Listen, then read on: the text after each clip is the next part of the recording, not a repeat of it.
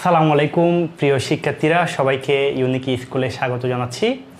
ধারাবাহিক লাইভ ক্লাসের আমরা কিন্তু আজকে আমাদের ফিন্যান্স ব্যাংকিং বিমার দ্বিতীয় ক্লাস। আমরা গত ক্লাসে ফিন্যান্স ব্যাংকিং বিমার দ্বিতীয় পত্রের প্রথম অধ্যায় নিয়ে আলোচনা করেছিলাম এবং আজকের ক্লাসে আমরা ফিন্যান্স ব্যাংকিং বিমার দ্বিতীয় পত্রের দ্বিতীয় অধ্যায় নিয়ে আলোচনা করব।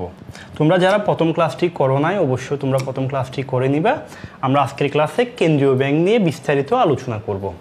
তো ইতিমধ্যে তোমরা যারা যারা জয়েন হয়েছো সবাইকে আবারও স্বাগত জানাচ্ছি। তোমরা একটু কষ্ট করে ভিডিওটা বন্ধুদেরকে একটু শেয়ার করে দিবা। তোমাদের যে গ্রুপগুলো রয়েছে মেসেঞ্জার গ্রুপ, একটু কষ্ট করে ভিডিওটা শেয়ার করবা। দেন তোমরা চাইলে একটু কমেন্ট বক্সে বন্ধুদেরকে একটু মেনশন দিতে পারো, যাতে আমরা সকলে মিলে ক্লাসটা করতে পারি।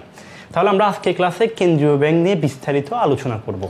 প্রথমে আসো, কেন্দ্রীয় ব্যাংকের আমাদের আলোচ্য বিষয়গুলো একটু যদি বলি, এই অধ্যায় থেকে যে টপিক থেকে সবচেয়ে বেশি প্রশ্ন হতে পারে, এই অধ্যায় থেকে তোমাদের বেসিক্যালি প্রশ্ন আসবে কেন্দ্রীয় ব্যাংকের ঋণ নিয়ন্ত্রণের কৌশল থেকে সবচেয়ে বেশি অধ্যায়ে প্রশ্ন হয়। তারপর আমরা এই অধ্যায়ের পুরো বিষয়গুলো সবগুলো টপিক বিস্তারিত আলোচনা করার চেষ্টা করব। তাহলে শুরু করি। প্রথমে আমরা জানবো কেন্দ্রীয় ব্যাংক কাকে বলে। কেন্দ্রীয় ব্যাংক কাকে বলে এই অধ্যায় থেকে কিন্তু তোমাদের অবশ্যই সৃজনশীল প্রশ্ন হবে, ঠিক আছে? তাহলে আমরা প্রথমে জানবো কি কেন্দ্রীয় ব্যাংক কাকে বলে। কেন্দ্রীয় ব্যাংকের ধারণাটা আমাদের জানতে হবে। জনকল্যাণের উদ্দেশ্যে সরকারের নিয়ন্ত্রণে পরিচালিত ব্যাংককে কেন্দ্রীয় ব্যাংক বলা হয়। খুব সহজে একটা আমরা সংজ্ঞা দিলাম। জনকল্যাণের উদ্দেশ্যে সরকারের নিয়ন্ত্রণে পরিচালিত ব্যাংকে আমরা কি বলবো? কেন্দ্রীয় ব্যাংক বলবো। তাহলে আমরা বলতে পারি কি জনকল্যাণের উদ্দেশ্যে। তাহলে কেন্দ্রীয় ব্যাংকের উদ্দেশ্য কি? কেন্দ্রীয় ব্যাংকের উদ্দেশ্য হচ্ছে তোমার জনকল্যাণ, ঠিক আছে? কেন্দ্রীয় ব্যাংকের উদ্দেশ্য কি? কেন্দ্রীয় ব্যাংকের উদ্দেশ্য হচ্ছে জনকল্যাণ। তাহলে এই জনকল্যাণের উদ্দেশ্যে সরকারের নিয়ন্ত্রণে পরিচালিত ব্যাংকে কেন্দ্রীয় ব্যাংক বলা হয়। আচ্ছা বলো তো, বাংলাদেশের কেন্দ্রীয় ব্যাংকের নাম কি? বাংলাদেশের কেন্দ্রীয় ব্যাংকের নাম হচ্ছে বাংলাদেশ ব্যাংক। এবার একটু তোমাদের বলতে হবে এই বাংলাদেশ ব্যাংকটা কোন ধরনের ব্যাংক। এটা কি তোমার সরকারি ব্যাংক, বিশেষায়িত ব্যাংক, বেসরকারি ব্যাংক, নাকি তোমার বাণিজ্যিক ব্যাংক? একটু বলতে পারবা বাংলাদেশ ব্যাংকটা কোন ধরনের ব্যাংক? নাসিম স্যার, ওয়ালাইকুম আসসালাম। একটু কষ্ট করে দেখি বলো তো, বাংলাদেশ ব্যাংকটা কোন ধরনের ব্যাংক? এটা কি স্বায়ত্তশাসিত, সরকারি, বেসরকারি, নাকি বাণিজ্যিক ব্যাংক? কেউ বলতে পারবা? আচ্ছা, একটু কমেন্টে জানাও তোমরা। তাহলে দেখো, আমরা কেন্দ্রীয় ব্যাংকের সংজ্ঞাটা পেলাম। জনকল্যাণের উদ্দেশ্যে সরকারের নিয়ন্ত্রণে পরিচালিত ব্যাংকে আমরা কেন্দ্রীয় ব্যাংক বলবো। আর কেন্দ্রীয় ব্যাংকের প্রধান উদ্দেশ্য হচ্ছে জনকল্যাণ করা। এবার এরপরে আমরা জানবো কেন্দ্রীয় ব্যাংকের উৎপত্তি ও ক্রমবিকাশ। কেন্দ্রীয় ব্যাংকের উৎপত্তি এবং ক্রমবিকাশটা কিভাবে হয়েছে দেখো। যখন তোমার ব্যাংক ব্যবস্থার কি হয়, ব্যাংক ব্যবস্থার যখন আবির্ভাব ঘটে, অনেকগুলো কমার্শিয়াল ব্যাংক বা বাণিজ্যিক ব্যাংকের কি হয়, তোমার আবিষ্কার হয় বা উৎপত্তি হয়। এখন যে ব্যাংকগুলো আবিষ্কার হয়েছে, ব্যাংকগুলোর উৎপত্তি হয়েছে, এই ব্যাংকগুলোকে নিয়ন্ত্রণের জন্য একটা অভিভাবকের প্রয়োজন হয়। তাদেরকে নিয়ন্ত্রণ করবে, তাদেরকে গাইড করবে, তারা কিভাবে পরিচালিত হবে, এর জন্য তাদেরকে নিয়ন্ত্রণের জন্য একজন অভিভাবকের প্রয়োজন ছিল। দ্বিতীয়ত আরেকটা কারণ হচ্ছে, একটা দেশের যে তোমার আর্থিক লেনদেনগুলো সম্পাদন করার জন্য, দেশের আয়গুলো সংগ্রহ করার জন্য, অথবা তোমার সরকারের যে প্রতিষ্ঠানগুলো রয়েছে তাদের একটা হিসাব সংরক্ষণ রাখার জন্য, তাদের আয়ের উৎস থেকে তোমার তহবিলগুলো সংগ্রহ করার জন্য তোমার একটা দেশের একটা কেন্দ্রীয় ব্যাংকের প্রয়োজনীয়তা অনুভব হয়। তাহলে একদিক দিয়ে তোমার বাণিজ্যিক ব্যাংক এবং বা কমার্শিয়াল ব্যাংকগুলোকে নিয়ন্ত্রণের জন্য একটা অভিভাবকের প্রয়োজন হয়। অন্যদিকে তোমার একটা দেশের আর্থিক লেনদেনগুলো তোমার সম্পাদন করার জন্য একটা দেশের একটা কেন্দ্রীয় ব্যাংকের কি হয়, তোমার অনুভব ঘটে, যার কারণে তোমার এই কেন্দ্রীয় ব্যাংকের কি হয়, উৎপত্তি ঘটে। তাহলে কেন্দ্রীয় ব্যাংকের উৎপত্তিটা আমরা কিভাবে বলতে পারি? তোমার একটা দেশের আর্থিক লেনদেন সম্পাদনের জন্য এবং হচ্ছে তোমার বাণিজ্যিক ব্যাংক বা কমার্শিয়াল ব্যাংকগুলোকে তোমার নিয়ন্ত্রণের জন্য একজন নিয়ন্ত্রকের প্রয়োজন হয়, যার কারণে তোমার এই কেন্দ্রীয় ব্যাংকের কি হয়, আবির্ভাব ঘটে। এই কেন্দ্রীয় ব্যাংক তোমার কি করে, কমার্শিয়াল যে ব্যাংকগুলো রয়েছে তাদেরকে নিয়ন্ত্রণ করে, পাশাপাশি তোমার কেন্দ্রীয় ব্যাংকটা সরকারের ব্যাংক হিসাবেও সরকারের বিভিন্ন আর্থিক লেনদেন সম্পাদন করে থাকে। আশা করছি তোমরা কেন্দ্রীয় ব্যাংকের উৎপত্তিটা কিভাবে হয়েছে সেটা তোমরা বুঝতে পেরেছো। এবার আসো দেখো, সুইডেনের তোমার কেন্দ্রীয় ব্যাংকটার নাম হচ্ছে দি রিক্স অফ সুইডেন ব্যাংক, যেটা তোমার 1656 সালে প্রতিষ্ঠিত হয়। অন্যদিকে যুক্তরাজ্যের জন্য তোমার ব্যাংক অফ ইংল্যান্ড 1666 সালে অনুষ্ঠিত হয়। তারপর তোমার ফ্রান্সের জন্য দি ব্যাংক অফ ফ্রান্স, যেটা তোমার 1800 সালে প্রতিষ্ঠিত হয়। জাপানের জন্য তোমার ব্যাংক অফ জাপান প্রতিষ্ঠিত হয় 1882 সালে। ব্যাংক অফ ইতালি প্রতিষ্ঠিত হয় তোমার 1893 সালে।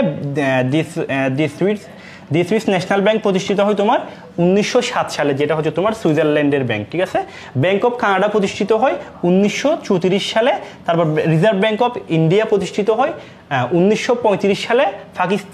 পাকিস্তান যেটা তোমার স্টেট ব্যাংক অফ পাকিস্তান, যেটা তোমার 1948 সালে প্রতিষ্ঠিত হয়। বাংলাদেশের কেন্দ্রীয় ব্যাংক বাংলাদেশ ব্যাংক, যেটা প্রতিষ্ঠিত হয় তোমার 1971 সালে। এখান থেকে তোমাদের এমসিকিউ প্রশ্ন হবে। তোমাদের প্রশ্ন আসতে পারে দি সুইস ন্যাশনাল ব্যাংক এটা কোন দেশের ব্যাংক, এটা কোন দেশের কেন্দ্রীয় ব্যাংক, তাহলে সুইজারল্যান্ডের কেন্দ্রীয় ব্যাংক। অথবা প্রশ্ন জিজ্ঞেস করতে পারে জাপানের কেন্দ্রীয় ব্যাংকের নাম কি, সুইডেনের কেন্দ্রীয় ব্যাংকের নাম কি, পাকিস্তানের কেন্দ্রীয় ব্যাংকের নাম কি।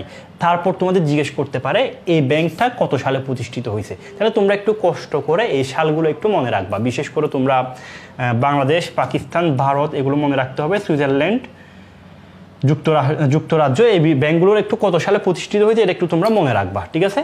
তাহলে চলো আমরা এরপরের টপিক্সটা দেখি। এরপর আমাদের জানতে হবে কেন্দ্রীয় ব্যাংকের আওতা ও পরিধি।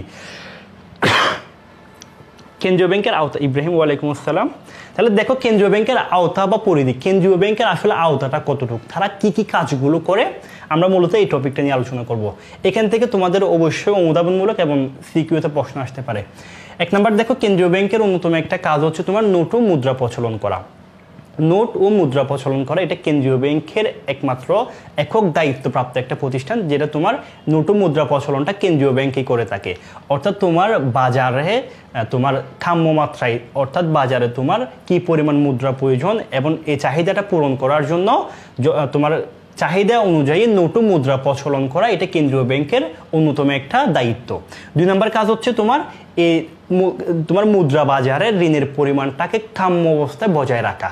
অর্থাৎ তোমার ঋণের পরিমাণটা বেশিও না হওয়া কমও না হওয়া, এটাকে কাম্য অবস্থায় রাখার জন্য কেন্দ্রীয় ব্যাংক কি করে তোমার বিভিন্ন কৌশল অ্যাপ্লাই করে তোমার ঋণের পরিমাণকে নিয়ন্ত্রণ করে থাকে। আমরা ঋণ নিয়ন্ত্রণের কৌশলগুলো নিয়ে একটু পরে আমরা আলোচনা করব। ওখান থেকে কিন্তু তোমাদের সৃজনশীল প্রশ্ন হবে। 3 নাম্বার আসো, সরকারের ব্যাংক। কেন্দ্রীয় ব্যাংক সরকারের ব্যাংক হিসেবে তোমার আমরা প্রথমে কিন্তু আলোচনা করেছি, কেন্দ্রীয় ব্যাংক সরকারের ব্যাংক হিসেবে বিভিন্ন আর্থিক লেনদেন সম্পাদন করে থাকে।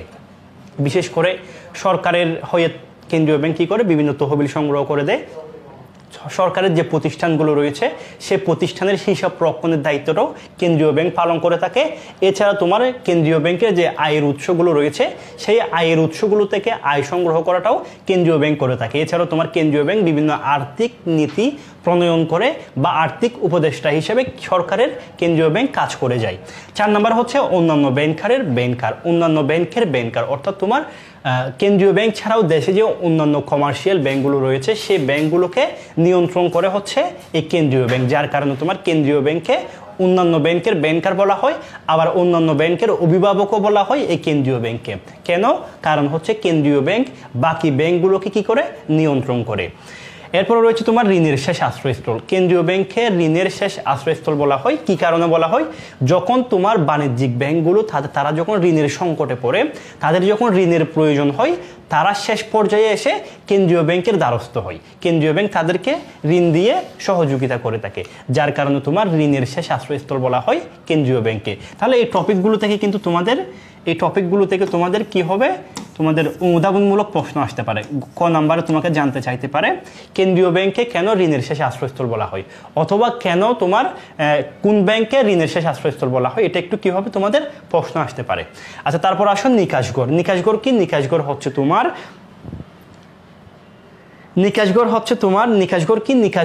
তোমার আন্তঃব্যাংকিং দেনা পাওনা নিষ্পত্তির স্থানকে বলা হয় নিকাশঘর। অর্থাৎ তোমার যদি মনে করো তোমাকে একজন একটা ব্যাংকের চেক দিল, ধরো তোমাকে সোনালী ব্যাংকের একটা চেক দিল, কিন্তু তোমার সোনালী ব্যাংকে কোনো অ্যাকাউন্ট নাই, তুমি চাইলে এটা অন্য একটা ব্যাংকে জমা দিয়ে টাকাটা কি করতে পারবা, উত্তোলন করতে পারবা। এখন তাদের মধ্যে কি হয়েছে, একটা দেনা পাওনা হয়েছে, অর্থাৎ সোনালী ব্যাংক কি করবে, আরেকটা ব্যাংক ওটা থেকে টাকাটা নিয়ে নেবে। তাহলে তখন তারা টাকাটা কিভাবে নিবে, এই নিকাশঘরের মাধ্যমে নিবে। তাহলে নিকাশঘর মানে কি বললাম, নিকাশঘর মানে হচ্ছে তোমার আন্তঃব্যাংকিং দেনা পাওনা নিষ্পত্তি স্থলকে নিকাশঘর বলা হয়। এই নিকাশঘরের দায়িত্বটা পালন করে থাকে তোমার কেন্দ্রীয় ব্যাংক। অর্থাৎ তোমার তালিকাভুক্ত যে ব্যাংকগুলো থাকে কেন্দ্রীয় ব্যাংকের আন্ডারে, তাদেরকে তোমার নিকাশঘরের সুবিধাটা দিয়ে থাকে কেন্দ্রীয় ব্যাংক। তাহলে এগুলো হচ্ছে তোমার কেন্দ্রীয় ব্যাংকের আওতা বা পরিধি। এখান থেকে তোমাদের অনুধাবনমূলক প্রশ্ন আসতে পারে, আবার তোমাদের গ নাম্বার প্রশ্ন আসতে পারে। ঠিক আছে, সৃজনশীল টপিকের জন্য তোমাদের এই টপিকগুলো খুবই গুরুত্বপূর্ণ। এবার আমরা আলোচনা করব কেন্দ্রীয় ব্যাংকের কার্যাবলী। এখান থেকেও তোমাদের প্রশ্ন হবে। আমরা প্রথমে আলোচনা করব সাধারণ কার্যাবলী কোনগুলো। দেখো, 1 নম্বর হচ্ছে নোট ও মুদ্রা প্রচলন করা, এটা আমরা একটু আগে আলোচনা করেছি, ঋণ নিয়ন্ত্রণ করা। তারপর হচ্ছে 3 নম্বর হচ্ছে বৈদেশিক বিনিময় হার নিয়ন্ত্রণ, অর্থাৎ তোমার $1 সমান কত টাকা হবে বাংলাদেশের, এই হারটা নির্ধারণ করে কে? কেন্দ্রীয় ব্যাংক। 4 নম্বর হচ্ছে বৈদেশিক মুদ্রার তহবিল সংরক্ষণ, অর্থাৎ তোমার রিজার্ভ সংরক্ষণ করা, এটাও একটা কেন্দ্রীয় ব্যাংকের কাজ। 5 নম্বর হচ্ছে কর্মসংস্থানের সুযোগ সৃষ্টি করা। কেন্দ্রীয় ব্যাংক কি করে? তোমার অন্যান্য ব্যাংকের শাখা খোলার অনুমোদন দিয়ে অথবা অন্যান্য ব্যাংক সৃষ্টির মাধ্যমে ব্যাংকে কিন্তু কি হয়, অনেকগুলো কর্মসংস্থানের সুযোগ সৃষ্টি হয়। এই কর্মসংস্থানের সুযোগ সৃষ্টি করা এটাও একটা কেন্দ্রীয় ব্যাংকের সাধারণ কার্যাবলীর মধ্যে পড়ে। এরপর আমরা আলোচনা করব কেন্দ্রীয় ব্যাংকের হচ্ছে সরকারি হিসাবে তারা কি কি কাজ সম্পাদন করে। দেখো, কেন্দ্রীয় ব্যাংক সরকারের হয়ে প্রথম যে কাজটা করে সেটা হচ্ছে সরকারি তহবিল সংরক্ষণ করে, অর্থাৎ তোমার কেন্দ্রীয় ব্যাংক সরকারের হয়ে বিভিন্ন উৎস থেকে তাদেরকে তহবিল সংগ্রহ করে দেয়। এছাড়া সরকারের কোনো সময় যদি কোনো ঋণের প্রয়োজন হয় সেটাও কেন্দ্রীয় ব্যাংক কি করে? তোমার সরকারকে দিয়ে থাকে। তাওহিদ ভাই বলতেছে, আমি কি কেন্দ্রীয় ব্যাংক থেকে লোন নিতে পারবো? না, উত্তর হচ্ছে কেন্দ্রীয় ব্যাংক কি করে না। কেন্দ্রীয় ব্যাংক হচ্ছে তোমার কেন্দ্রীয় ব্যাংক আপনার জনগণকে কি করে না, তারা ঋণ দেয় না। কেন্দ্রীয় ব্যাংক শুধুমাত্র বাণিজ্যিক ব্যাংকে ঋণ দেয়, এবং আপনি বাণিজ্যিক ব্যাংক থেকে লোন নিতে পারবেন, কিন্তু কেন্দ্রীয় ব্যাংক থেকে লোন নিতে পারবেন না। ঠিক আছে। আচ্ছা, 2 নম্বরে আসেন সরকারের হিসাব রক্ষক। দেখুন, কেন্দ্রীয় ব্যাংকের যে তোমার কি, সরকারের যে তোমার কি আছে, বিভিন্ন প্রতিষ্ঠান আছে, যেমন আমরা বলতে পারি ওয়াসা, তারপর আরও যে সরকারি প্রতিষ্ঠানগুলো রয়েছে, সেই সরকারি প্রতিষ্ঠানগুলোর হিসাব সংরক্ষণ রাখা, এটাও একটা কার কাজ? কেন্দ্রীয় ব্যাংকের কাজ। 3 নম্বর হচ্ছে অর্থনৈতিক উপদেষ্টা। কেন্দ্রীয় ব্যাংকে তোমার কেন্দ্রীয় ব্যাংক সরকারের অর্থনৈতিক উপদেষ্টা হিসাবে কি করে? দায়িত্ব পালন করে। 4 নম্বর রাজস্ব সংগ্রহ। সরকারের যে আয়ের উৎসগুলো রয়েছে সেখান থেকে তোমার ট্যাক্স সংগ্রহ করা, তারপর হচ্ছে তাদের আয়ের উৎসগুলো থেকে আয়টা সংগ্রহ করা, এই কাজটাও তোমার কেন্দ্রীয় ব্যাংক করে থাকে। 5 নম্বর হচ্ছে সরকারের আর্থিক নীতি বাস্তবায়ন। সরকারের বিভিন্ন আর্থিক নীতি এবং আইন প্রণয়নের ক্ষেত্রে কেন্দ্রীয় ব্যাংক পরামর্শ দিয়ে থাকে, এবং এই আইন বা নীতিগুলো বাস্তবায়নের ক্ষেত্রেও কেন্দ্রীয় ব্যাংক সর্বোচ্চ সহযোগিতা করে থাকে। তাহলে এই কাজগুলো তোমার কেন্দ্রীয় ব্যাংক সরকারের ব্যাংক হিসাবে কি করে? দায়িত্ব পালন করে। এবার আমরা যা আলোচনা করব অন্যান্য ব্যাংকের ব্যাংকার হিসাবে কেন্দ্রীয় ব্যাংক কি কি কাজ করে। দেখো, অন্যান্য ব্যাংকের ব্যাংকার হিসাবে কেন্দ্রীয় ব্যাংক হচ্ছে প্রথম যে কাজটা করে সেটা হচ্ছে বাণিজ্যিক ব্যাংকের তালিকাভুক্তকরণ, অর্থাৎ তোমার বাণিজ্যিক যে ব্যাংকগুলো আছে সেই ব্যাংকগুলোকে তারা কি করে? তাদের আন্ডারে নিয়ে আসে, অর্থাৎ কেন্দ্রীয় ব্যাংকের তালিকাভুক্তকরণ করে, অর্থাৎ আমরা বলতে পারি কেন্দ্রীয় ব্যাংকের সদস্য করে। তাহলে দেখো, একটা ব্যাংক কখন কেন্দ্রীয় ব্যাংকের সদস্য হতে পারবে? ওই ব্যাংকটাকে কেন্দ্রীয় ব্যাংকের সদস্য হতে হলে 400 কোটি টাকা কেন্দ্রীয় ব্যাংকে কি করতে হবে? জমা রাখতে হবে। তারপর তুমি চাইলে কেন্দ্রীয় ব্যাংকের কি হতে পারবা? সদস্য হতে পারবা। তাহলে এই তালিকাভুক্তকরণ করা এটাও একটা কি? কেন্দ্রীয় ব্যাংকের কাজ। 2 নম্বর হচ্ছে ঋণের শেষ আশ্রয়স্থল। এটা নিয়ে আমি কিন্তু এর আগে আলোচনা করেছি। যখন বাণিজ্যিক ব্যাংকগুলোর ঋণের প্রয়োজন হয়, তারা যখন কোনো উৎস থেকে ঋণ নিতে পারে না, তখন শেষ পর্যায়ে এসে তারা কেন্দ্রীয় ব্যাংকের দ্বারস্থ হয়। কেন্দ্রীয় ব্যাংক তাদেরকে কি করে? ঋণ দিয়ে থাকে। 3 নম্বর হচ্ছে নতুন শাখা খোলার অনুমতি। এই যে বাণিজ্যিক ব্যাংকগুলো এক একটা ব্রাঞ্চ খুলতেছে বা শাখা খুলতেছে, এই শাখা খোলার অনুমতিটাও তোমাকে কেন্দ্রীয় ব্যাংকের কাছ থেকে কি করতে হবে? নিতে হবে। 4 নম্বর হচ্ছে নিকাশ গড়। নিকাশ গড় আলোচনা করেছি, আন্তঃব্যাংকিং দেনা পাওনা নিষ্পত্তির স্থানকে নিকাশ গড় বলা হয়। এই নিকাশ গড়ের দায়িত্বটা কে পালন করে? কেন্দ্রীয় ব্যাংক পালন করে। যদি কোনো সময় কেন্দ্রীয় ব্যাংক উপস্থিত না থাকে, কেন্দ্রীয় ব্যাংকের অনুপস্থিতিতে সোনালী ব্যাংক নিকাশ গড়ের দায়িত্বটা পালন করে থাকে। 5 নম্বর হচ্ছে ব্যাংকের কার্যাবলী নিয়ন্ত্রণ, অর্থাৎ তোমার এই যে তালিকাভুক্ত ব্যাংকগুলো রয়েছে সেই ব্যাংকের সকল কার্যাবলীগুলো নিয়ন্ত্রণ করে কেন্দ্রীয় ব্যাংক। তাহলে অন্যান্য ব্যাংকের ব্যাংকার হিসাবে কেন্দ্রীয় ব্যাংক এই কাজগুলো সম্পাদন করে থাকে। এরপর আমরা আলোচনা করব তালিকাভুক্ত ব্যাংক বা তফসিলি ব্যাংক। তাহলে তালিকাভুক্ত ব্যাংক কি বললাম? যদি তুমি কেন্দ্রীয় ব্যাংকের আওতাভুক্ত হয়ে যাও তখন তোমাকে বলা হবে তালিকাভুক্ত ব্যাংক। তাহলে সংজ্ঞাটা একটু দেখো, কেন্দ্রীয় ব্যাংকের শর্ত ও নিয়ম নীতি মেনে চলার প্রতিশ্রুতি প্রদান করে যেসব ব্যাংক কেন্দ্রীয় ব্যাংকের সদস্য তালিকায় অন্তর্ভুক্ত হয় তাকে আমরা বলবো তালিকাভুক্ত ব্যাংক। তাহলে তালিকাভুক্ত ব্যাংক আমরা কাকে বলবো? তাহলে তালিকাভুক্ত ব্যাংক কাকে বলবো? কেন্দ্রীয় ব্যাংকের শর্ত ও নিয়ম নীতি মেনে চলার প্রতিশ্রুতি প্রদান করে যেসব ব্যাংক কেন্দ্রীয় ব্যাংকের সদস্য তালিকায় অন্তর্ভুক্ত হয় সেগুলোকে আমরা বলবো তালিকাভুক্ত ব্যাংক। তাহলে তালিকাভুক্ত ব্যাংক হতে গেলে কেন্দ্রীয় ব্যাংকের শর্ত এবং নিয়ম নীতিগুলো মানতে হবে এবং হচ্ছে তোমাকে 400 কোটি টাকা কেন্দ্রীয় ব্যাংকে জমা রাখতে হবে। আচ্ছা, তারপর আমরা আলোচনা করি কেন্দ্রীয় ব্যাংক তালিকাভুক্ত ব্যাংকের কিছু বৈশিষ্ট্য আছে। আচ্ছা, তালিকাভুক্ত ব্যাংকের বৈশিষ্ট্যগুলো একটু দেখো। 1 নম্বর বৈশিষ্ট্য হচ্ছে কেন্দ্রীয় ব্যাংকের সদস্য। যখন তুমি কেন্দ্রীয় ব্যাংকের সদস্য হয়ে যাবা, তালিকাভুক্ত হবা, তখন তোমাকে কেন্দ্রীয় ব্যাংকের একজন সদস্য হিসাবে গণ্য করা হবে। একই সাথে অর্থবাজারেরও তুমি সদস্য হয়ে যাবা। তারপর তোমার আইনানুগত একটা অস্তিত্ব লাভ করবে। যখন তুমি কেন্দ্রীয় ব্যাংকের সদস্য হবা, আইনানুগ একটা তোমার অস্তিত্ব লাভ হবে। এছাড়া তুমি যখন কেন্দ্রীয় ব্যাংকের সদস্য হবা, তখন তখন তোমার প্রতি জনগণের আস্থাটা আরো একটু কি হবে? বৃদ্ধি পাবে। জনগণ তোমাকে আর একটু কি করবে? বিশ্বস্ত করবে। তোমার সাথে লেনদেন করার জন্য জনগণ আরো আস্থা অর্জন করবে, যেহেতু তুমি কেন্দ্রীয় ব্যাংকের আন্ডারে আসো। 3 নাম্বার হচ্ছে মূলধন ও তহবিল। যখন তুমি কেন্দ্রীয় ব্যাংকের সদস্য হবা, তখন তোমাকে একটা মূলধন কেন্দ্রীয় ব্যাংকে কি করতে হবে? জমা রাখতে হবে। এটা কত টাকা? 400 কোটি টাকা তোমাকে কেন্দ্রীয় ব্যাংকে জমা রাখতে হবে। 5 নাম্বার হচ্ছে তরল সংরক্ষণ। তরল সংরক্ষণ বলতে তুমি জনগণ থেকে যে আমানতটা সংগ্রহ করবা, ধরো তুমি জনগণ থেকে 1000 টাকা আমানত সংগ্রহ করছো, ঠিক আছে? এই 1000 টাকা থেকে তোমাকে মনে করো 200 টাকা কেন্দ্রীয় ব্যাংকে জমা রাখতে হবে, ঠিক আছে? এটা হচ্ছে কি তরল সংরক্ষণ। তুমি যত টাকা তোমার হচ্ছে কি জনগণ থেকে তুমি সংগ্রহ করবা, আমানত হিসাবে নিবা, এর একটা পার্সেন্টেজ তোমাকে কেন্দ্রীয় ব্যাংকে জমা রাখতে হবে। 6 নাম্বার হচ্ছে স্বতন্ত্র সত্তা। যদিও তুমি কেন্দ্রীয় ব্যাংকের তালিকাভুক্ত হইছো এবং তাদের সদস্যভুক্ত হইছো, তারপরও তোমার একটা কি থাকবে? আলাদা স্বতন্ত্র একটা তোমার বৈশিষ্ট্য থাকবে। তুমি তোমার মতো করে কি করতে পারবা? তুমি নিজের বৈশিষ্ট্য নিয়ে নিজের একটা স্বতন্ত্র দ্বারা বজায় রেখে তুমি তোমার কার্যক্রমগুলো পরিচালনা করতে পারবা। 7 নাম্বার হচ্ছে বিবরণী দাখিলা। তোমাকে কি করতে হবে? তুমি যখন কেন্দ্রীয় ব্যাংকের সদস্য হবা, তোমাকে একটা নির্দিষ্ট সময় পর পর তোমার বার্ষিক অ্যানুয়াল রিপোর্টটা বা তোমার হচ্ছে কি আর্থিক বিবরণীটা তোমাকে কেন্দ্রীয় ব্যাংকের কাছে কি করতে হবে? তোমার দাখিল করতে হবে। তাদেরকে নিয়মিত একটা কি করতে হবে? আর্থিক বিবরণী বা তোমার ব্যাংকের যে হিসাব নিকাশটা আছে সেটা আর্থিক বিবরণীটা তোমাকে কেন্দ্রীয় ব্যাংকের নিকট প্রদান করতে হবে, জমা দিতে হবে। তাহলে এই হচ্ছে তোমার তালিকাভুক্ত ব্যাংকের বৈশিষ্ট্যসমূহ। এখান থেকেও তোমাদের সিকিউ প্রশ্ন হতে পারে। এবার আমরা এই অধ্যায়ের মোস্ট ইম্পর্টেন্ট পার্টে চলে আসছি। এখান থেকে তোমাদের প্রশ্ন হবে, এটা 100%, ঠিক আছে? এটা লিখে নিতে পারো, এখান থেকে তোমাদের প্রশ্ন আসবে। এই অধ্যায় থেকে এই টপিকটা থেকে প্রশ্ন হবে, এই অধ্যায়টা থেকে এই টপিক থেকে তোমাদের প্রশ্ন আসবে। তাহলে দেখো, ঋণ নিয়ন্ত্রণ। ঋণ নিয়ন্ত্রণ কি? ঋণ নিয়ন্ত্রণ হচ্ছে তোমার ঋণের পরিমাণ কাম্য স্তরে বজায় রাখাকে ঋণ নিয়ন্ত্রণ বলা হয়। ঋণের বাজারে অর্থাৎ বাজারে তোমার ঋণের পরিমাণকে কাম্য স্তরে রাখাকে ঋণ নিয়ন্ত্রণ বলে। তোমার বাজারে ঋণের পরিমাণটা কমও থাকবে না, বেশিও থাকবে না, এটাকে কাম্য স্তরে বজায় রাখাকে ঋণ নিয়ন্ত্রণ বলা হয়। কেন্দ্রীয় ব্যাংক বিভিন্ন কৌশল অ্যাপ্লাই করে তারা কি করে? বাজারে ঋণের পরিমাণকে কাম্য স্তরে বজায় রাখে। দেখো, 2টা পদ্ধতির মাধ্যমে কেন্দ্রীয় ব্যাংক কি করে? ঋণের বাজারে তোমার কি করে? ঋণটাকে নিয়ন্ত্রণ করে থাকে। এই 2টা কৌশল হচ্ছে, 1 নাম্বার কৌশল হচ্ছে সাধারণ পরিমাণগত বা সংখ্যাত্মক পদ্ধতি, আরেকটা হচ্ছে তোমার গুণগত বা নির্বাচনমূলক পদ্ধতি। এখান থেকে তোমাদের এমসিকিউ প্রশ্ন হবে, সিকিউ প্রশ্ন হবে। এমসিকিউ প্রশ্নটা কিভাবে আসবে? দেখো, তোমাকে প্রশ্ন জিজ্ঞেস করবে নিচের কোনটি সংখ্যাত্মক পদ্ধতি? হ্যাঁ, নিচের কোনটি সংখ্যাত্মক পদ্ধতি? নিচের কোনটি সংখ্যাত্মক পদ্ধতি? তাহলে তোমাদেরকে এখান থেকে একটা অপশন দেবে, এখান থেকে 3টা অপশন দেবে। তাহলে তোমাকে সংখ্যাত্মক পদ্ধতিগুলো কি কি এবং নির্বাচনমূলক বা গুণগত পদ্ধতিগুলো কি কি একটু চিহ্নিত করতে হবে। তাহলে দেখো, সাধারণ বা পরিমাণগত বা সংখ্যাত্মক পদ্ধতি কোনগুলো? 1 নাম্বার হচ্ছে ব্যাংক হার নীতি, 2 নাম্বার হচ্ছে খোলা বাজার নীতি, 3 নাম্বার হচ্ছে তোমার জমার হার পরিবর্তন নীতি।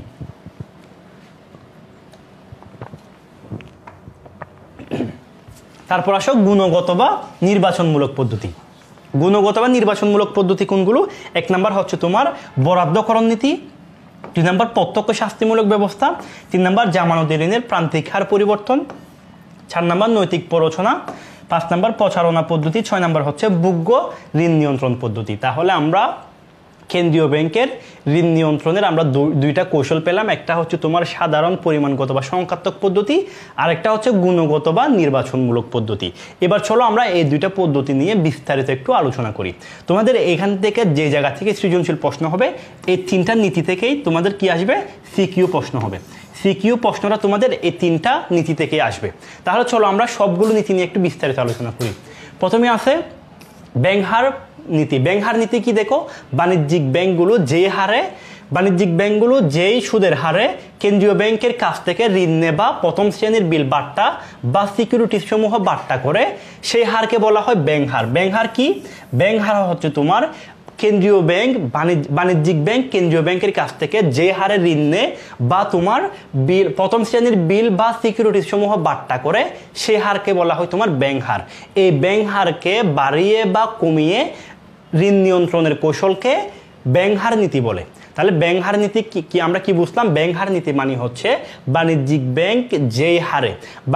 ব্যাংক যেই সুদের হারে কেন্দ্রীয় ব্যাংকের কাছ থেকে ঋণ গ্রহণ করে বা প্রথম শ্রেণীর বিল বা সিকিউরিটিজ বাট্টা করে সেই হারকে আমরা বলবো ব্যাংক হার। এই ব্যাংক হারকে বাড়িয়ে বা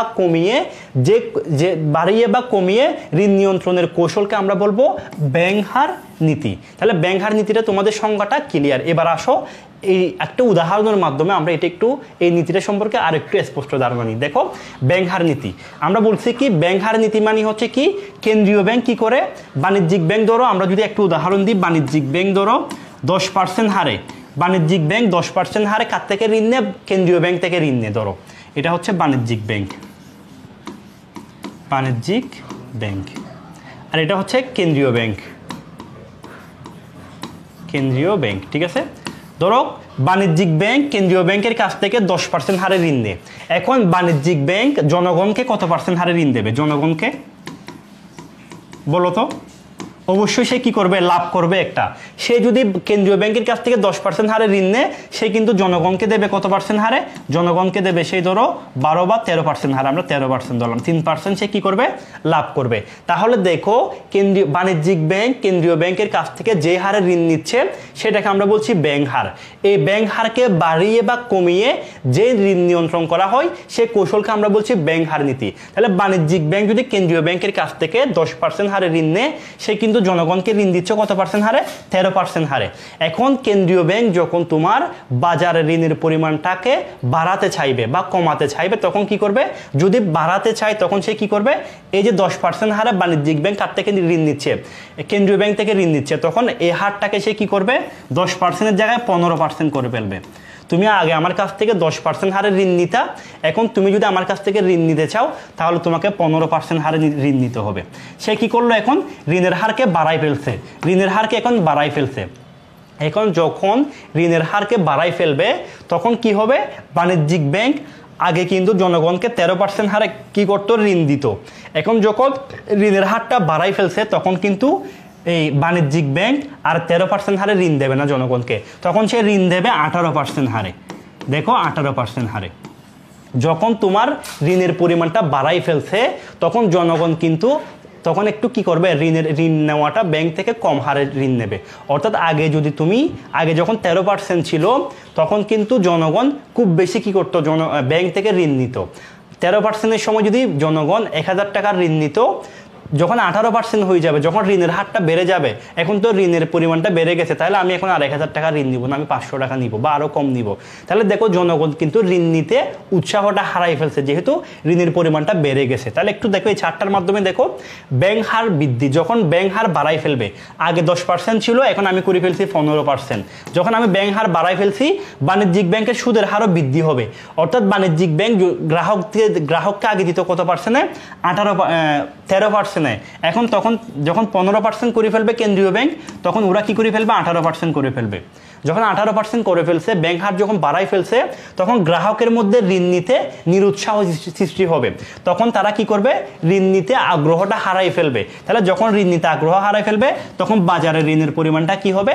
হ্রাস পেয়ে যাবে। আশা করছি তোমরা বুঝতে পেরেছো। এবার যখন কেন্দ্রীয় ব্যাংক চাইবে বাজারে ঋণের পরিমাণটা বাড়াবে, তখন তারা কিভাবে বাড়াবে? তখন তারা কি করবে? ব্যাংক হারটাকে হ্রাস করে দিবে। আগে আমি ঋণ দিতাম কত %-এ? 10%-এ, এখন আমি 8% করে দিলাম। এখন আমি কত % করে দিলাম?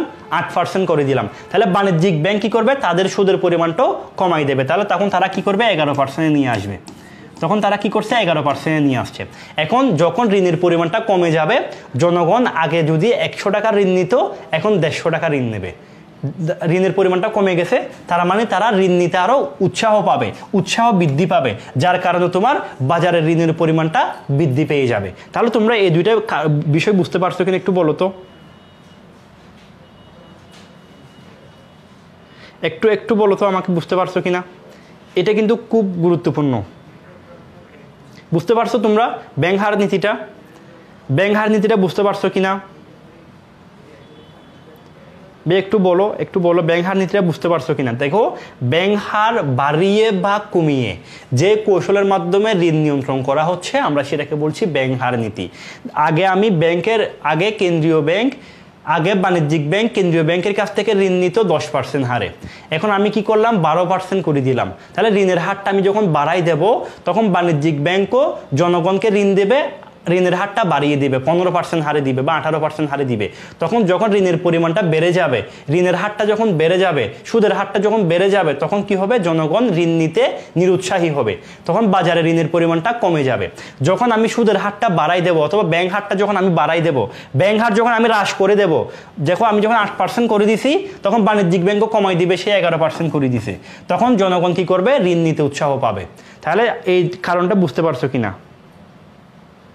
ওকে, তাহলে তারপর আসো খোলাবাজার নীতি কি? কেন্দ্রীয় ব্যাংক খোলাবাজারে বিভিন্ন বন্ড, সিকিউরিটিজ এবং শেয়ার ইত্যাদি কেনাবেচার মাধ্যমে বাণিজ্যিক ব্যাংক সমূহের ঋণ দেওয়ার সামর্থ্য কমানো বা বাড়ানোর কৌশলকে বলা হয় খোলাবাজার নীতি। এই খোলাবাজার নীতিটা কেমন দেখো, ধরো বাণিজ্যিক ব্যাংকের কাছে ঋণ দেওয়ার জন্য 1 লক্ষ টাকা আছে। কত টাকা আছে? 1 লক্ষ টাকা আছে। বাণিজ্যিক ব্যাংক এখন তার ঋণ দেওয়ার সামর্থ্য হচ্ছে 1 লক্ষ টাকা। তাহলে জনগণ এখন সর্বোচ্চ বাণিজ্যিক ব্যাংকের কাছ থেকে কত টাকা ঋণ নিতে পারবে? 1 লক্ষ টাকা ঋণ নিতে পারবে। এখন কেন্দ্রীয় ব্যাংক কি করছে? কেন্দ্রীয় ব্যাংক বলছে আমি ঋণের পরিমাণটা কমাই ফেলবো বাজারে। ঋণের পরিমাণ যখন সে কমাতে চাইবে তখন কি করবে? সে কিছু শেয়ার বন্ড বা সিকিউরিটিস এগুলো বিক্রি করবে। তখন কি করবে? কেন্দ্রীয় ব্যাংক বাণিজ্যিক ব্যাংকে বলবে তুমি আমার কাছ থেকে 50,000 টাকার কি ক্রয় করো, শেয়ার বন্ড বা সিকিউরিটিসগুলো কি করো, ক্রয় করো। ওকে ক্রয় করা যখন বাধ্যতামূলক করে দেবে, যখন তোমার 1 লক্ষ টাকা ছিল, তুমি যখন 50,000 টাকার এই শেয়ার বন্ড বা সিকিউরিটিসগুলো ক্রয় করে ফেলবা, তখন তোমার ঋণদানের সামর্থ্যটা কি হবে? কমে যাবে। তোমার 50,000 টাকা কিন্তু এগুলো ক্রয় করতে চলে গেছে, তাহলে তোমার আর ঋণ দেওয়ার জন্য কত টাকা আছে? তোমার ঋণ দেওয়ার জন্য আর আছে 50,000 টাকা। তাহলে দেখো বাজারে কিন্তু ঋণের পরিমাণটা কমে গেছে। বুঝতে পারছো কিনা বিষয়টা? আবার যখন সে বাজারে ঋণের পরিমাণটা বাড়াতে চাইবে তখন সে কি করবে? তোমার কাছে এখন কত টাকা আছে? 50,000 টাকা আছে। তোমার কাছে এখন কত টাকা আছে? 50,000 টাকা আছে। এখন তুমি যে কেন্দ্রীয় ব্যাংকে কি করছিলা, ওই বন্ড বা শেয়ার সিকিউরিটিস এগুলো ক্রয় করে নিয়েছিলা, এগুলো আবার তুমি কেন্দ্রীয় ব্যাংকে দিয়ে দিবা। শেয়ার বন্ড এগুলো যখন তুমি কেন্দ্রীয় ব্যাংকে দিয়ে দিবা, এই 50,000 টাকা তোমাকে আবার দিয়ে দেবে তখন তাহলে তোমার আর কত টাকা হয়ে যাবে? আবার 50,000 টাকা এড হয়ে যাবে। তাহলে তোমার মোট 1 লক্ষ টাকা হয়ে যাবে। তখন তোমার ঋণের পরিমাণটা বেড়ে যাবে, বাজারে তখন ঋণের পরিমাণটা বেড়ে যাবে। তাহলে দেখো খোলাবাজার নীতির মাধ্যমে যখন তোমার খোলাবাজারে বন্ড সিকিউরিটিস এগুলো বিক্রি করা হবে, তখন কি হবে? তোমার বাণিজ্যিক ব্যাংক থেকে অর্থ কেন্দ্রীয় ব্যাংকের কাছে চলে যাবে। যখন কেন্দ্রীয় ব্যাংক বন্ড সিকিউরিটিস এগুলো বিক্রি করবে, তখন বাণিজ্যিক ব্যাংক থেকে অর্থ কেন্দ্রীয় ব্যাংকের কাছে চলে যাবে। তখন তোমার বাণিজ্যিক ব্যাংকের ঋণদানের সামর্থ্যটা কি হবে? কমে যাবে, হ্রাস পেয়ে যাবে। তখন বাজারে ঋণের পরিমাণটা কি হবে? হ্রাস পাবে। অন্যদিকে যখন খোলাবাজারে বন্ড কি করবে? খোলাবাজারে যখন বন্ড ক্রয় করবে, বাণিজ্যিক ব্যাংক কি করবে? বাণিজ্যিক ব্যাংক বন্ডগুলো কেন্দ্রীয় ব্যাংকের কাছে দিয়ে দেবে এবং টাকাটা বাণিজ্যিক ব্যাংকের কাছে চলে আসবে। যখন খোলাবাজারে বন্ড সিকিউরিটিস কেন্দ্রীয় ব্যাংক ক্রয় করে নিবে, তখন কেন্দ্রীয় ব্যাংক থেকে অর্থটা বাণিজ্যিক ব্যাংকের কাছে আসবে। তখন কেন্দ্রীয় ব্যাংকের কাছ থেকে বাণিজ্যিক ব্যাংকের যখন টাকা যাবে, তখন বাণিজ্যিক ব্যাংকের ঋণদানের সামর্থ্যটা বৃদ্ধি পাবে, ফলে বাজারে ঋণের পরিমাণটাও বৃদ্ধি পেয়ে যাবে। তাহলে এই কারণটা বুঝতে পারছো কিনা?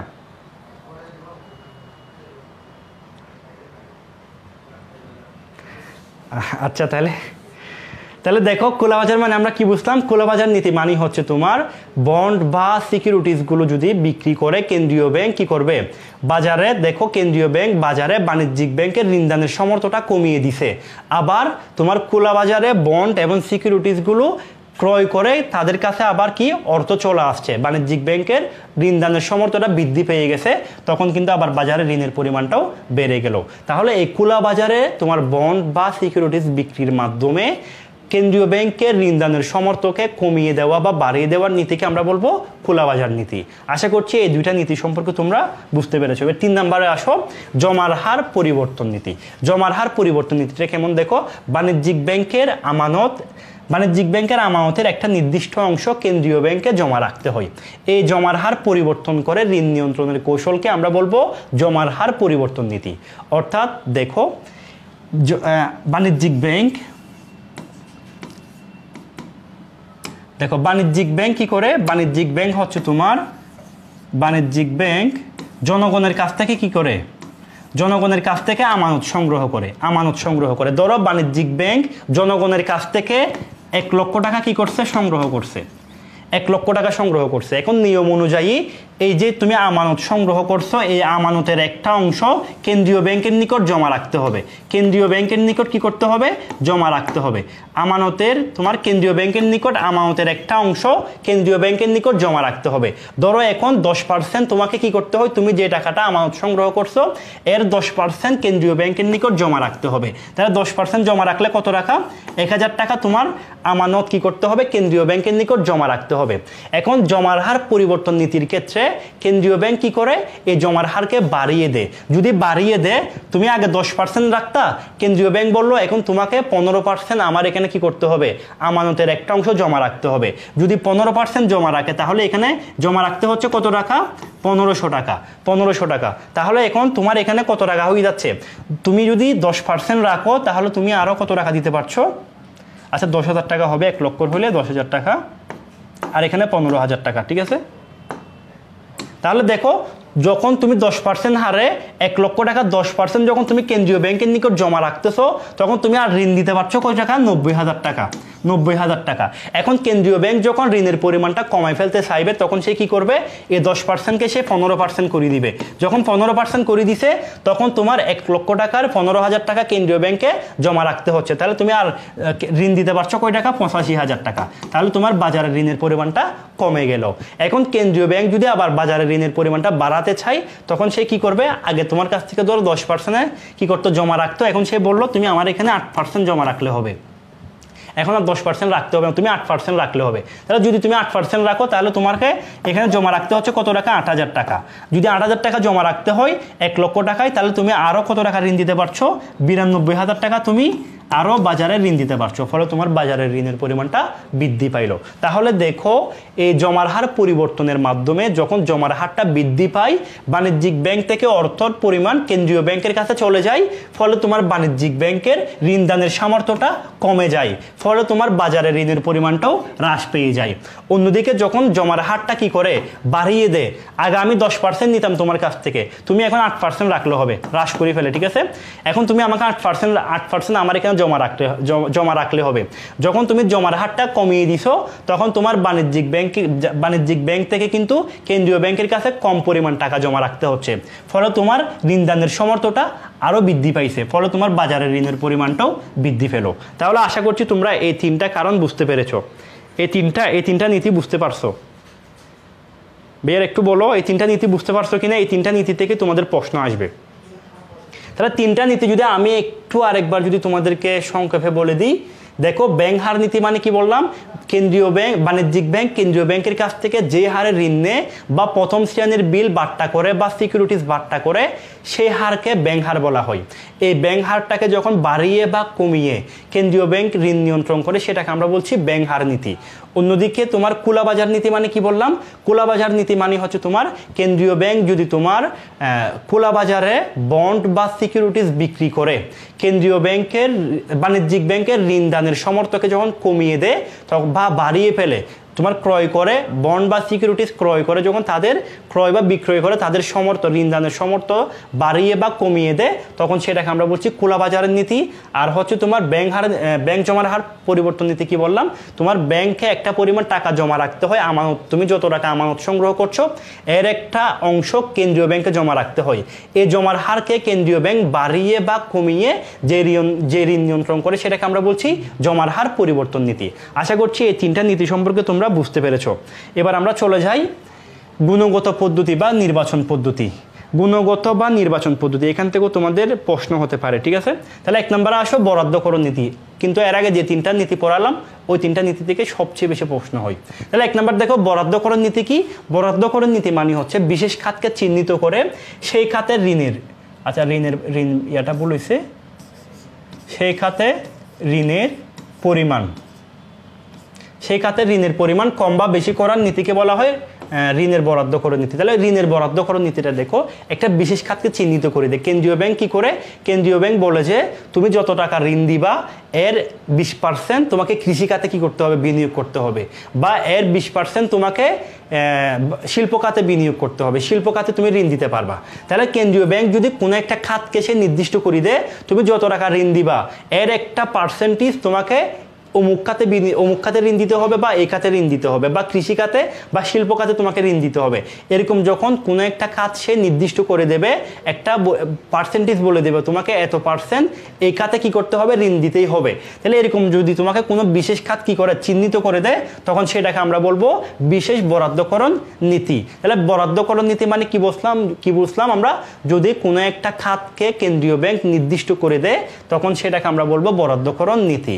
2 নম্বরে আসো প্রত্যক্ষ শাস্তিমূলক ব্যবস্থা। প্রত্যক্ষ শাস্তিমূলক ব্যবস্থাটা কেমন, তালিকাভুক্ত ব্যাংকের প্রচলিত নিয়ম ভঙ্গ করে ঋণ নিয়ন্ত্রণ কাজে যদি কোনো বাধাগ্রস্ত করে তখন কেন্দ্রীয় ব্যাংক যে শাস্তিমূলক ব্যবস্থা নেয় তাকে বলা হয় তোমার প্রত্যক্ষমূলক শাস্তি ব্যবস্থা। ধরো তোমার কেন্দ্রীয় ব্যাংক চাইলে বাণিজ্যিক ব্যাংকে কি করতে পারে, তোমার বিভিন্ন শাস্তির প্রয়োগ করতে পারে যদি তোমার তালিকাভুক্ত ব্যাংকগুলো কোনো নিয়ম কানুন ভঙ্গ করে, বা ঋণ তারা যে তোমার নিয়ম কানুনটা বলে দিছে এই নিয়ম কানুন মতো যদি তাদের ব্যাংকিং কার্যক্রম পরিচালনা না করে তখন কেন্দ্রীয় ব্যাংক চাইলে কি করতে পারবে, তাদের বিরুদ্ধে ব্যবস্থা নিতে পারবে।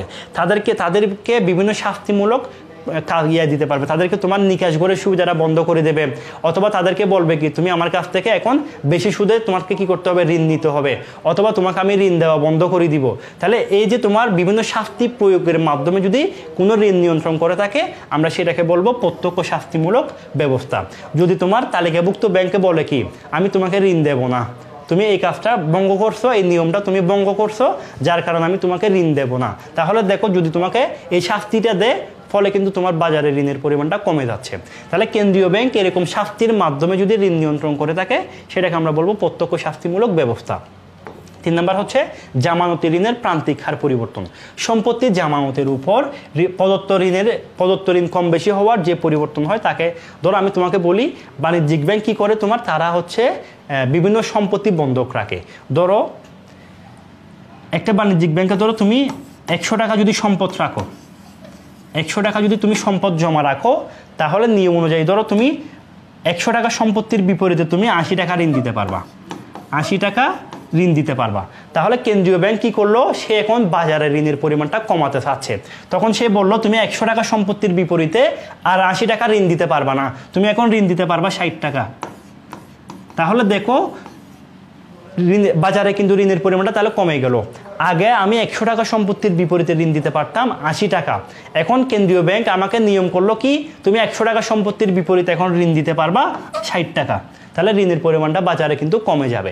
আবার যদি সে ঋণের পরিমাণটা বাড়াতে চায় তখন সেই বলবে তুমি 100 টাকা সম্পত্তির বিপরীতে আগে 80 টাকা রাখতা, এখন আগে 80 টাকা ঋণ দিতা, এখন তুমি চাইলে 100 টাকা সম্পত্তির বিপরীতে তুমি 90 টাকা ঋণ দিতে পারো, তুমি 90 টাকা ঋণ দিতে পারো, তাহলে কিন্তু তোমার ঋণের পরিমাণটা বেড়ে যাবে। তাহলে দেখো জামানতি ঋণের প্রান্তিক হার মানে হচ্ছে সম্পত্তি জমানতের উপর প্রদত্ত ঋণ কম বেশি হওয়ার কারণে যে পরিবর্তন হয় তাকে আমরা বলবো জামানতি ঋণের প্রান্তিক হার পরিবর্তন। অর্থাৎ তোমার সম্পত্তির বিপরীতে যদি তারা ঋণের পরিমাণটা যদি বাড়িয়ে বা কমিয়ে যে ঋণ নিয়ন্ত্রণ করে থাকে আমরা সেটাকে বলছি জামানতি ঋণের প্রান্তিক হার পরিবর্তন। আশা করছি তোমরা এইটাও বুঝতে পেরেছো। তাহলে আমরা এরপর আলোচনা করব হচ্ছে নৈতিক পড়াশোনার মাধ্যমে ঋণ নিয়ন্ত্রণ। নৈতিক পড়াশোনার মাধ্যমে ঋণ নিয়ন্ত্রণটা কেমন দেখো, ঋণ নিয়ন্ত্রণের বিষয়ে আনুষ্ঠানিক কোনো নির্দেশনা জারি না করে কেন্দ্রীয় ব্যাংক অধীনস্থ ব্যাংকসমূহকে উপদেশ বা পরামর্শ দেওয়ার মাধ্যমে ঋণ নিয়ন্ত্রণের চেষ্টা করলে তাকে আমরা বলবো নৈতিক পড়াশোনার মাধ্যমে ঋণ নিয়ন্ত্রণ। দেখো এই ঋণ নিয়ন্ত্রণ, নৈতিক পড়াশোনার মাধ্যমে ঋণ নিয়ন্ত্রণ কৌশলটা কেমন দেখো।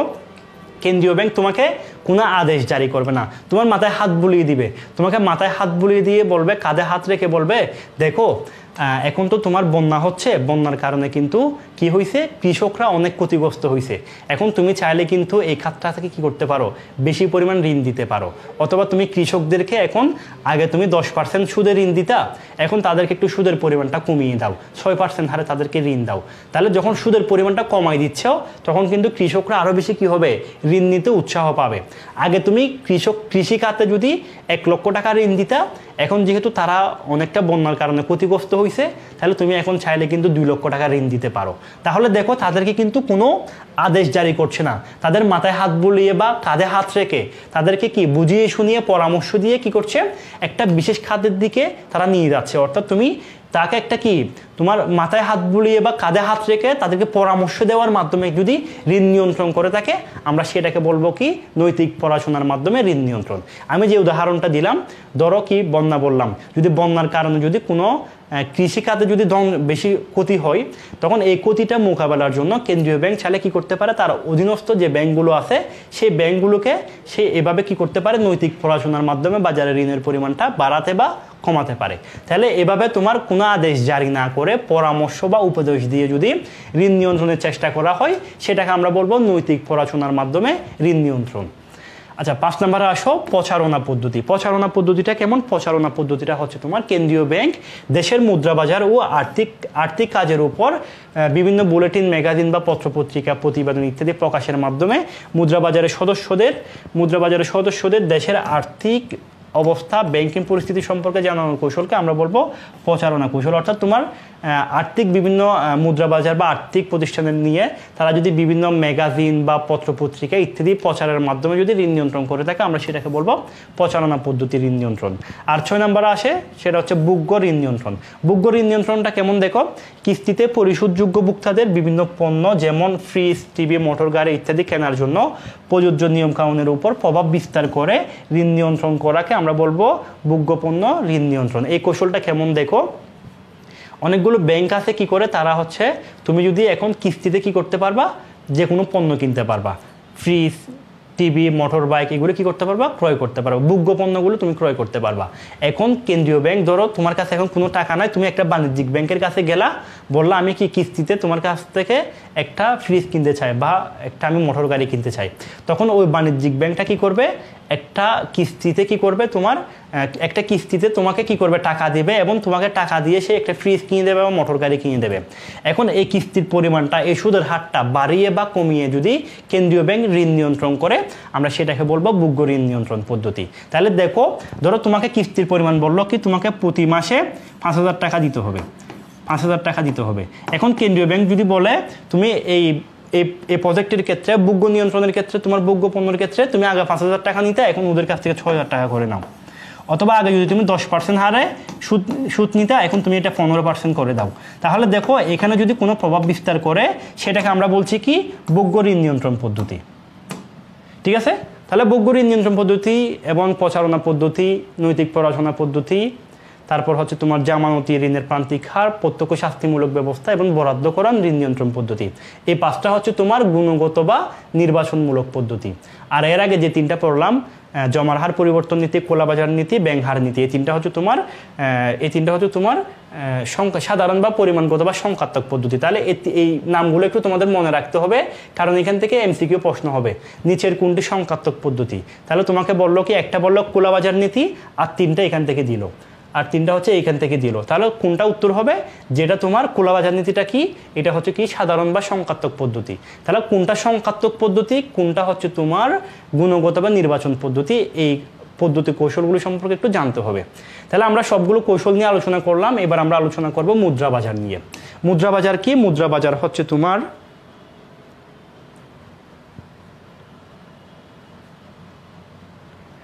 আচ্ছা দেখো, মুদ্রা বাজার কি? মুদ্রা বাজার হচ্ছে স্বল্পমেয়াদী মূলধন যোগানের জন্য আর্থিক প্রতিষ্ঠান আর্থিক প্রতিষ্ঠানসমূহের সমন্বয়ে গঠিত বাজারকে বলা হয় মুদ্রা বাজার। অর্থাৎ তোমার স্বল্পমেয়াদী, সাধারণত 1 বছরের কম সময়ের জন্য যে জায়গা থেকে ঋণ নেওয়া হয়, এই স্বল্পমেয়াদী মূলধন যোগানের জন্য যদি তোমার বিভিন্ন আর্থিক প্রতিষ্ঠান একতাবদ্ধ হয়ে যদি কোনো বাজার গঠন করে, সেটাকে বলা হয় মুদ্রা বাজার। এই মুদ্রা বাজারকে তোমার কেন্দ্রীয় ব্যাংক নিয়ন্ত্রণ করে থাকে, যার কারণে তোমার কেন্দ্রীয় ব্যাংককে মুদ্রা বাজারের অভিভাবক বলা হয়। এখান থেকেও তোমাদের অনুধাবনমূলক প্রশ্ন আসতে পারে। এরপর আসো নিকাশ ঘর, আমাদের এই অধ্যায়ের সর্বশেষ টপিক। নিকাশ ঘর কি?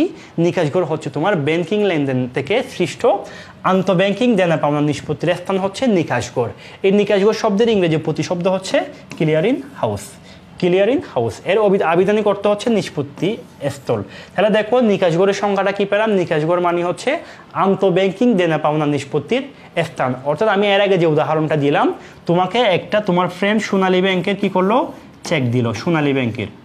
এখন তোমার সোনালী ব্যাংকে কোনো অ্যাকাউন্ট নাই, সোনালী ব্যাংকে তোমার কোনো অ্যাকাউন্ট নাই। এখন তুমি এই চেকটা তোমার কিন্তু অন্যদিকে ধরো রূপালী ব্যাংক, রূপালী ব্যাংক ধরো, অন্যদিকে মনে করো রূপালী ব্যাংকে তোমার কি আছে, একটা অ্যাকাউন্ট আছে, রূপালী ব্যাংক ধরো তোমার রূপালী ব্যাংকে কি আছে, অ্যাকাউন্ট আছে। এখন তুমি এই সোনালী ব্যাংকের চেকটা রূপালী ব্যাংকে যদি জমা দাও, তখন তোমাকে কিন্তু সেই টাকাটা কি করবে, উত্তোলন করতে পারবা, ওখান থেকে তুমি টাকাটা উত্তোলন করতে পারবা। এখন তোমার চেকটা ছিল কিন্তু সোনালী ব্যাংকের, সে চেকের টাকাটা কিন্তু দিল কে, রূপালী ব্যাংক। এখন এই রূপালী ব্যাংক কি করবে, সোনালী ব্যাংকের কাছ থেকে ওই চেকের টাকাটা নিয়ে নেবে। যেই জায়গা থেকে টাকাটা নিবে সেটাকে বলা হয় তোমার এই নিকাশ ঘর। ঠিক আছে? তাহলে একটা ব্যাংক আরেকটা ব্যাংক থেকে যে টাকাটা পায়, একটা ব্যাংকের দেনা বা পাওনা নিষ্পত্তি স্থানকে আমরা বলবো নিকাশ ঘর। ঠিক আছে? এই নিকাশ ঘরের ইংরেজি প্রতিশব্দ হচ্ছে ক্লিয়ারিং হাউস, যেটার অর্থ হচ্ছে নিষ্পত্তি স্থল। এবার নিকাশ ঘরের কিছু বৈশিষ্ট্য নিয়ে আমরা আলোচনা করি। এই বৈশিষ্ট্যগুলো হচ্ছে, একটি নির্দিষ্ট কক্ষে নিকাশ ঘরের কাজ পরিচালনা করা হয়। কাজ, ঠিক আছে, এটা একটু ভুল আসছে, টাইপিং মিস্টেক।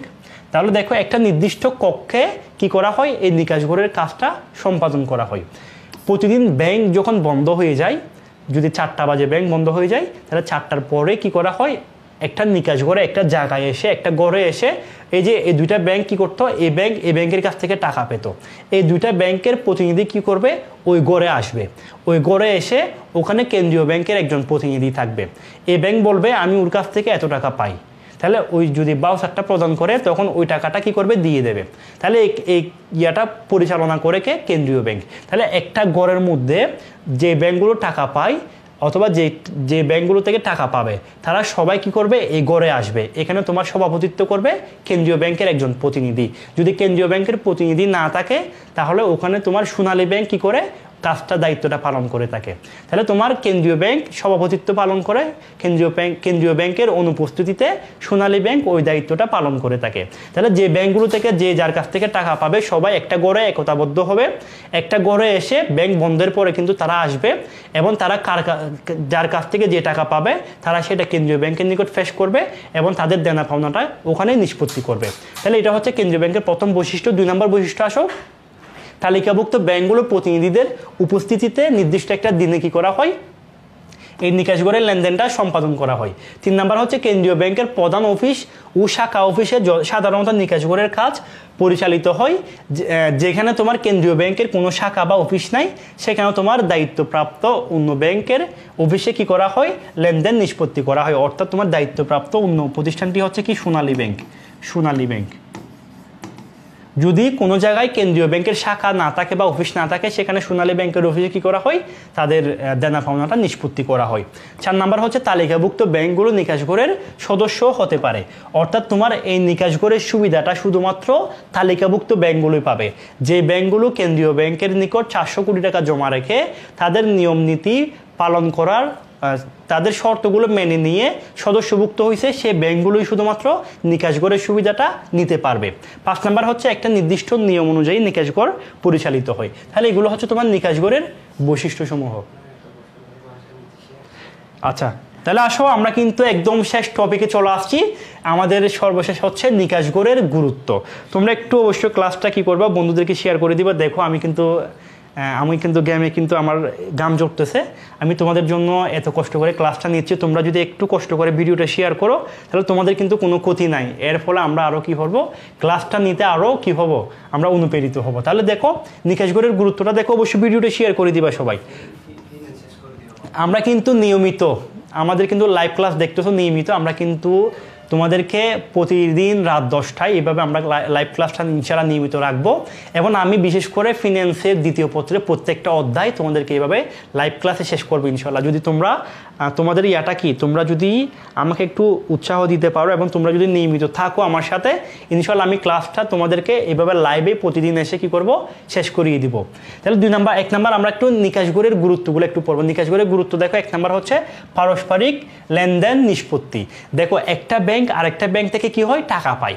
এই টাকা পায় একজন থেকে টাকা পায়, এই নিষ্পত্তিটা কোথায় হবে, নিকাশ গড়ের মাধ্যমে হবে। তাহলে এটা একটা কি নিকাশ গড়ের গুরুত্ব। 2 নাম্বার হচ্ছে অর্থ স্থানান্তর। দেখো আমরা যে এর আগে উদাহরণটা দিলাম, সোনালী ব্যাংক থেকে তোমার কি নাই, তোমার বন্ধু একটা তোমাকে সোনালী ব্যাংকের চেক দিল, কিন্তু তোমার কি সোনালী ব্যাংকের কোনো অ্যাকাউন্ট নাই। তাহলে তুমি কি করতে পারছো না, টাকাটা এক জায়গা থেকে অন্য জায়গায় নিতে পারছো না।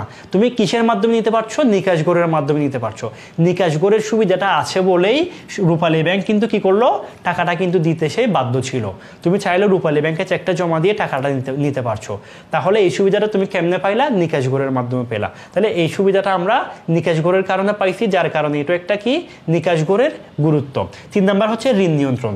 এই ঋণ নিয়ন্ত্রণটা কিভাবে করে, কেন্দ্রীয় ব্যাংক নিকাশ গড়ের সুবিধাটা শুধুমাত্র তালিকাভুক্ত ব্যাংকগুলোকে দিয়ে থাকে। যদি তালিকাভুক্ত ব্যাংকগুলো ঋণ নিয়ন্ত্রণের ক্ষেত্রে যদি কি করে, তারা যদি নিয়ম কানুনগুলো ফলো না করে, তাদেরকে এই নিকাশ গড়ের সুবিধাটা বন্ধ করে দেয়। ফলে তারা ঋণ নিয়ন্ত্রণের ক্ষেত্রে কি করে, কেন্দ্রীয় ব্যাংকে সহযোগিতা করে। তাহলে এই ঋণ নিয়ন্ত্রণটাও একটা কি আমরা নিকাশ গড়ের গুরুত্ব বলতে পারি। 4 নাম্বার হচ্ছে মিতব্যয়ী। যখন তোমার একটা ব্যাংক আরেকটা ব্যাংকের মাধ্যমে কি করছে, তাদের দেনা পাওনা নিষ্পত্তি করছে, এবং এটা কিন্তু কেন্দ্রীয় ব্যাংকের তত্ত্বাবধানে হচ্ছে। ফলে কিন্তু তাদের মধ্যে একটা কি খরচটা কিন্তু কমে যাচ্ছে। তাহলে এটা আমরা বলতে পারি মিতব্যয়ীটাও একটা নিকাশ গড়ের সুবিধা। 5 নাম্বার হচ্ছে সময় সাশ্রয়। এর ফলে তোমার কি হচ্ছে, প্রতিদিন ব্যাংক বন্ধের পরে কিন্তু তারা খুব সহজে একটা কক্ষে বসে তারা কিন্তু লেনদেনটা দেনা পাওনাটা নিষ্পত্তি করতে পারছে। এর কারণে তোমার সময়টা সাশ্রয় হচ্ছে। সর্বশেষ হচ্ছে আমরা লেনদেনের সুবিধাটা পাচ্ছি। দেখো এই লেনদেনের সুবিধাটা আমরা পেতাম না যদি নিকাশ গড়ের সুবিধাটা না থাকতো। তাহলে নিকাশ গড় নিয়ে যদি তোমাদের প্রশ্ন আসে, নিকাশ গড়ের গুরুত্ব নিয়ে প্রশ্ন আসে, তাহলে তোমরা এই পয়েন্টগুলোর মাধ্যমে এটা কি করতে পারো, ব্যাখ্যা করতে পারো। তাহলে আমাদের সাথে এতক্ষণ তৌহিদ স্যার ছিল। তৌহিদ স্যারকে অসংখ্য ধন্যবাদ। তোমরা একটু কষ্ট করে ভিডিওটা শেয়ার করে দিবা। আমার ক্লাসটা এখানে শেষ হয়েছে। আমি কিন্তু তোমাদেরকে এই কেন্দ্রীয় ব্যাংক সম্পর্কে বিস্তারিত আলোচনা করছি। তোমরা যদি এই নোটটা নিতে চাও, আমাদের স্লাইডটা যদি পেতে চাও, অবশ্যই তোমরা আমাদের হোয়াটসঅ্যাপ গ্রুপে আমাদের হোয়াটসঅ্যাপ নাম্বারে মেসেজ করলে পাবা। এছাড়া তোমাকে নোটটা পাওয়ার জন্য, স্লাইডটা নিতে হলে অবশ্যই তোমরা ভিডিওটা শেয়ার করে দিবা এবং একটা স্ক্রিনশট নিয়ে তোমরা একটু কষ্ট করে হোয়াটসঅ্যাপ গ্রুপে বা ফেসবুক পেজেও যদি তোমরা কি করো, স্ক্রিনশটটা দাও, তোমাদেরকে কিন্তু এই ক্লাসের পিডিএফটা দিয়ে দিবা। হোয়াটসঅ্যাপে দিলে একটু ভালো হয়, কারণ আমরা পিডিএফটা দিব তো তোমাদেরকে, তাহলে হোয়াটসঅ্যাপে দিলে তোমরা পিডিএফটা খুব সহজেই পেয়ে যাবা। তাহলে তোমরা একটু ভিডিওটা শেয়ার করে দাও এবং স্ক্রিনশটটা আমাদের হোয়াটসঅ্যাপ নাম্বারে দিয়ে দাও। এবং আমি হোয়াটসঅ্যাপ নাম্বারটা লিখে দিচ্ছি 01854